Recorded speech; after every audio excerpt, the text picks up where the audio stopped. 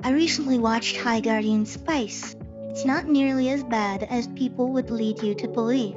It's not good, but I don't believe a show is either good or bad. I would put it on the same level as something like Winx Club or any generic fantasy world anime. Sure, it has its issues, but so do most other shows. And one of my instructors once said something which I remember as, it's easier to learn from bad shows because they show their work. A lot of what we perceive as good storytelling is hiding the hand of the author. A good example of this is any mystery story. The author knows who the culprit is, how the crime was committed, which clues are relevant and why, but if any of this is made too obvious, the effect of the whole thing is ruined. You see, I hesitate to say that High Guardian Spice is poorly written, but I don't think anyone would argue that its writing is subtle. They clearly had ideas about what they wanted each character's journey to be. The pink girl, Rosemary, grew up idolizing her mother. She was this perfect legendary warrior hero adventurer who then went off on an adventure and never came back. Rosemary spends most of the season basically in denial about the fact that her mother might be dead, but pretty much every conversation about her mother revolves around either how great and awesome she was, or how much Rosemary is alike to her. And whenever someone asks where she is, or what happened to her, there's always this very pointed, she's out traveling, or some other clear euphemism. All of this just makes it extremely clear that, spoiler alert, Rosemary's mom is alive and also evil, or at least working for the villain. Not that this show has much in the way of villains, more on that later. The blue girl, Sage, comes from a very traditional family. They're practitioners of old magic, while the world is rapidly moving towards using new magic. But every time someone tries to convince Sage to use new magic, it's always in a very, new magic is so great, it has limitless energy and absolutely no side effects kind of way. While old magic requires energy to come from somewhere, and just ignore the mysterious blight that's draining magic from the environment. The redhead, Time, actually has a story that deals with the blight, which they call the rot. Time is an elf from the Fairywood, which has been rendered uninhabitable by the rot. Unfortunately for her, she neglected her plant magic classes in favor of her archery classes, and now she doesn't know how to help her father combat the rot and restore their home. Not that she shows any interest in practicing or learning about plant magic now that she's at magical school. The yellow girl, Parsley, probably has the weakest characterization. She's the oldest child from a very large family, and has been forced into the role of nanny for her younger brothers. Parsley is, like her father, a naturally gifted smith, except no one seems to have ever recognized this, including Parsley herself, because she's always been so busy raising her brothers. All of this is fine and good. They're not exactly the most complex characters ever put to paper, but every character starts simple. The issue is that, with a few notable exceptions, none of the characters' wounds ever have anything to do with the conflict. In the first episode, the episode which introduces us to the world, setting, and characters, Sage and Rosemary travel from their rural hometown to the city where the school is located. But the primary conflict revolves around Rosemary's locket getting stolen by a magical squirrel. It is revealed that the locket is valuable to Rosemary because it contains a picture of her mother, and in the process the audience learns how in this setting even the squirrels are inherently magical. You also get to see a fair amount of the city and are introduced, albeit briefly, to the other two main characters, Sage and Parsley. What it lacks is even a single second of Rosemary or Sage's ordinary world. The literal first scene is them leaving home, ostensibly forever. We don't get to see Sage's family being traditionally old magic. We don't get to see Rosemary's dad, except for extremely briefly. I'm not even sure if the man who lives with them is Rosemary's brother, uncle, or stepfather. The internet says he's her brother, but either the show does not make that clear, or I just wasn't paying enough attention for the 10 seconds he was on screen. The second episode isn't much better. It's the first day of hero classes, but Rosemary, a fighter, and Sage, a mage, are in different classes, so they have to deal with their bullies without each other's help. The bullies in question being our first genuinely antagonistic characters, Amaryllis and Snapdragon. These two will serve as the only antagonists for fully half of the season, and neither of them challenge any of the protagonists in any kind of interesting way. Amaryllis is just a mean girl. She's rich and emotionally neglected by her parents. She's good at using new magic, but so is virtually everyone who isn't Sage. Snapdragon is a squally boy born to a famous barbarian father, which could have potential with Rosemary's mother being a famous adventurer in her own right, especially given that Snapdragon actively hates his father's hyper-masculine, if you want something fight about it lifestyle, while Rosemary idolizes her mother. But they never talk about it. I don't think Rosemary's even aware Snapdragon's father is a famous adventurer like her mother. The majority of their appearances are about softening their bully persona, because when the actual villain first appears, halfway through the season, Snapdragon and Amaryllis just join the team. Which makes sense. It's not like they ever did anything unforgivable to the main cast, and they are in hero school. But it does mean that the entire first half of the season has no enduring conflict. The first hint of enduring conflict we get is in episode 7 of 12. This is a serious pacing issue. You know how some people will say, you've got to give a series 3 episodes or 5 episodes before it really gets going? I don't know anyone who says you have to watch over half the season before the series gets going. Episode 7 is a legitimately good episode. The school sends all the first-year students on their first dungeon dive. Retrieve a vial of healing water from a fountain, die trying, or get expelled. They're only supposed to go down 3 floors and are given maps to their destination, so while they are risking their lives, it's not supposed to be that difficult. Except the fountain on level 3 is dry, and the girls get attacked by corrupted monsters, so they're forced to delve deeper for the healing waters.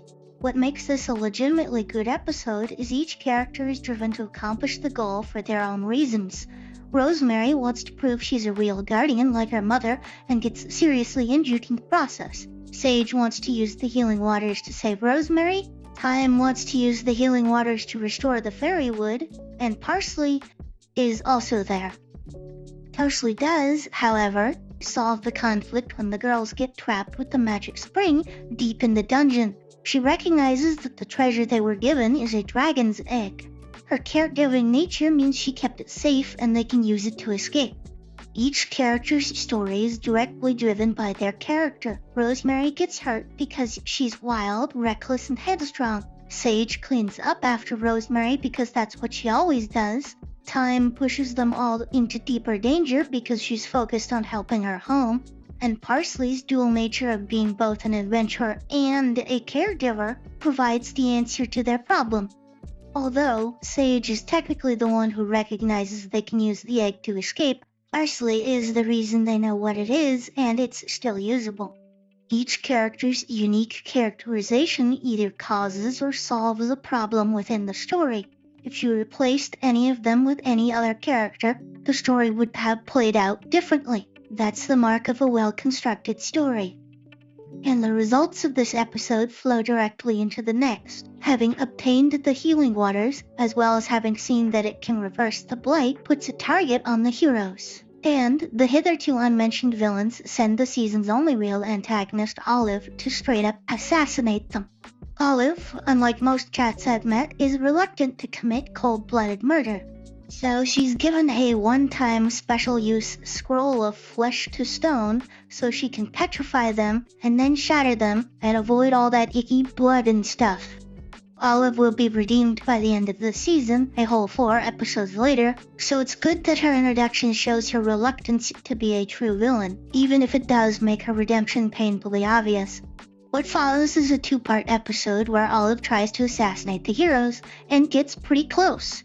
She casts the petrification spell, but because Sage blocks it, everyone except Rosemary, Sage, and Time are turned to stone. Amaryllis and Snapdragon are also spared for unrelated reasons, but Parsley was outside the bubble of safety.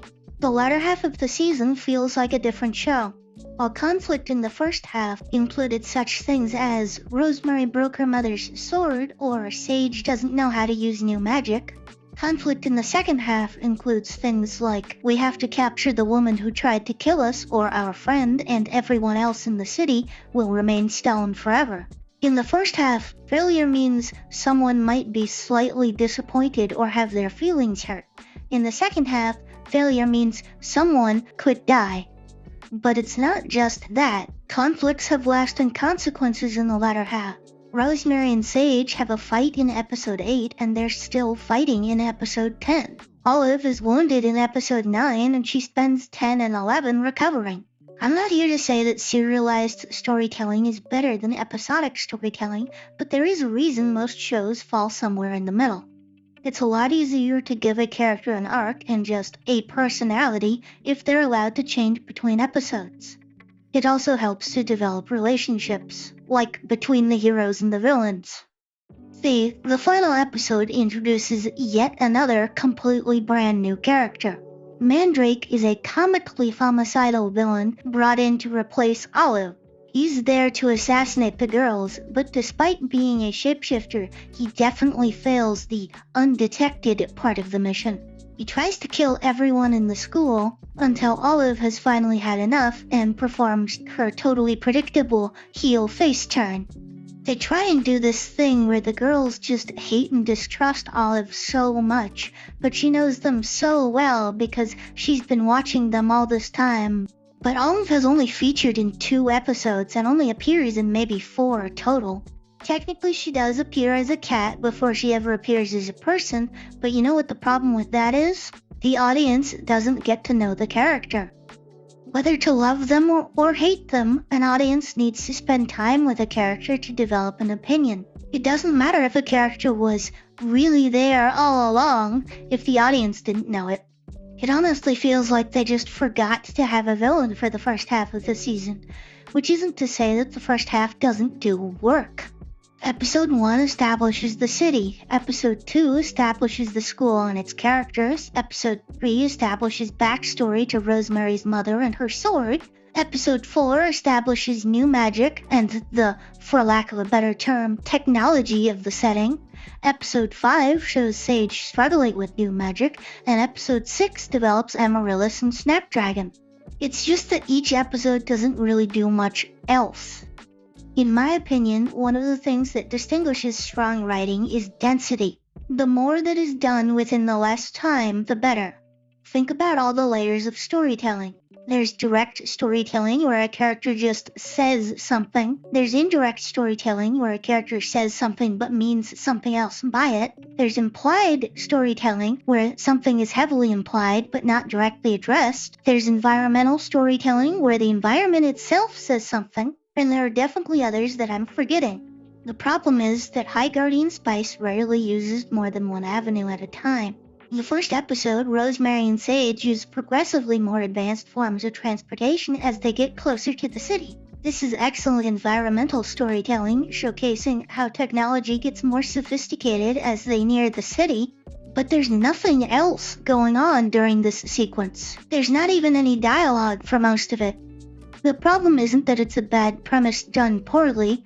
There's only so much you can do with a poor premise. But you can absolutely ruin a good premise by handling it poorly. And High Guardian was handled so poorly. My understanding is it wasn't given much of a budget, but it was absolutely mismanaged as well. There's no reason for 90% of these characters to have unique designs. It's just taking time and resources away from more impactful things. High Guardian Spice is not a bad show. It has an interesting premise, it has an interesting plot. Even the characters can be interesting when they're given the opportunity, but that's the thing, the moments where the show focuses on the story are few and far between.